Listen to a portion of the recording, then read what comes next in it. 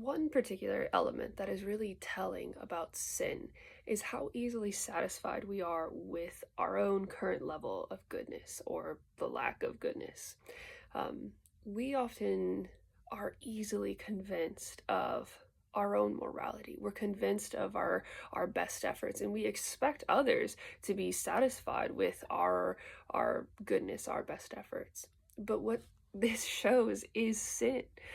Sin in us is often demonstrated not in just these outrageous attitudes of lust or whatever, fill in the blank. Sin is so much more cunning and seemingly benign to the naked eye, and this is what we have to get at. By the word of God, by the Spirit of God, this is what God is trying to do, is get us to see sin for what it really is. Because all of us have a natural kind of perception of what's good and what's meaningful, what's valuable, and we are judging life by these things, and it's in that is the stronghold of sin.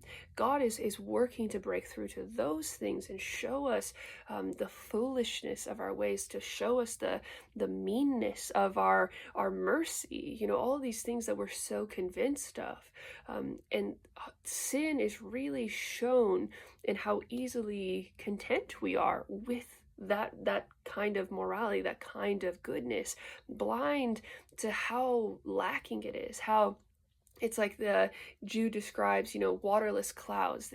He's referring to teachers, but these waterless clouds where we have these ideas about things, but they produce no water, they produce no life. Like we have ideas, but they don't feed, they don't do healing, they don't do good.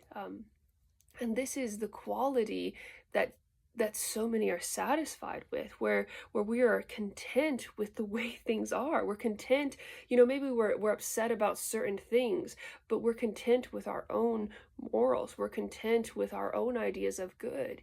And this is where we put off God the most, is when people are not generally putting off God because they're just raging for some lust like some people imagine.